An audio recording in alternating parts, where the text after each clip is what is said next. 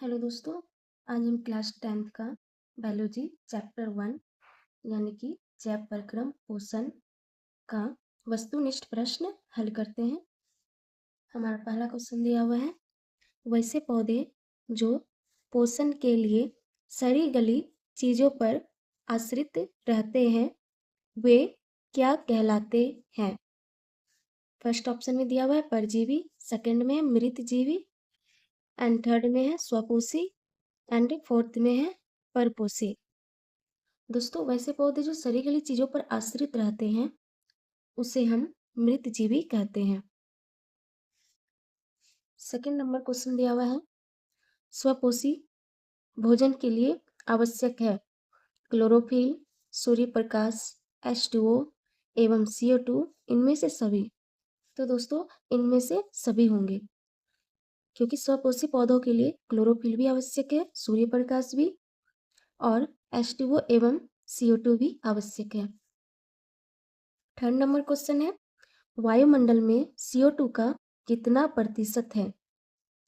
पहला ऑप्शन है 0.3%, second 0.03% and third 0.003% and fourth 0.21%। तो हमारा सही आंसर हो जाएगा 0.3%। हमारे वायुमंडल में CO2 का प्रतिशत 0.3% है। 4 नंबर क्वेश्चन है, प्रकाश संश्लेषण प्रक्रम में निम्नलिखित में क्या नहीं होता है? पानी का टूटना, CO2 का मुक्त होना, ऑक्सीजन का मुक्त होना, CO2 का उपयोग होना। हमारा सही आंसर हो जाएगा CO2 का मुक्त होना। प्रकाश संश्लेषण में CO2 का मुक्त होना नहीं होता है। 6 नंबर क्वेश्चन है, इनमें किसके द्वारा अमीबा भोजन का अंतर्ग्रहण करता है?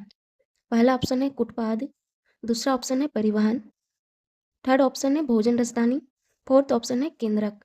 तो हमारा सही आंसर हो जाएगा कुटपाद। अमीबा भोजन का अंतर्ग्रहण जो करता है वो कुटपाद के द्वारा करता है। हमारा 7 नंबर क्वेश्चन है, इनमें से किस छिद्र के द्वारा ग्रास नली से जुड़ा होता है?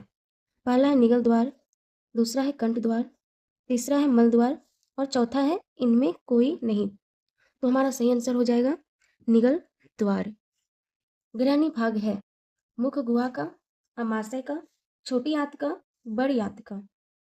हमारा सही आंसर हो जाएगा छोटी आंत का। ग्रहणी छोटी आंत का भाग है। आगे है रिक्त स्थानों की पूर्ति करें। स्वपोषी पौधों में डैश करने की क्षमता होती है। तो हमारा आंसर हो जाएगा प्रकाश संश्लेषण।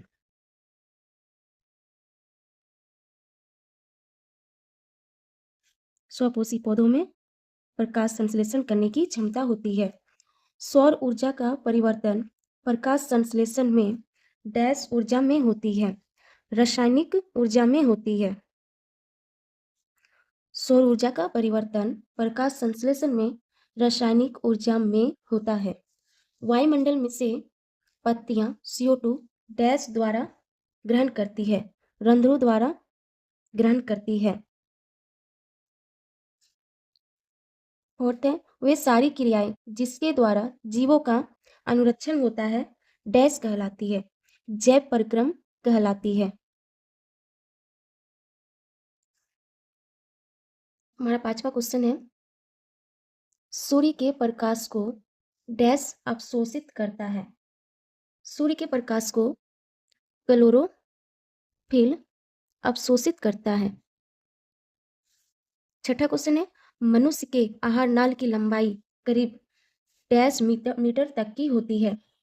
8 से 10 मीटर तक की होती है। मनुष्य की आमाशय की दीवार से डैश नामक स्राव निकलता है, तो जठर रस निकलता है। छोटी आंत की ग्रंथियों से निकलने वाला रस डैश कहलाता है। छोटी आंत की ग्रंथियों से निकलने वाला रस सक्कस एंटेरिकस है, या फिर हम आंत्र रस भी बोल सकते हैं। दोस्तों, छोटी आंत की ग्रंथियों से निकलने वाला रस सक्कस एंटेरिकस या आंत्र रस कहलाता है।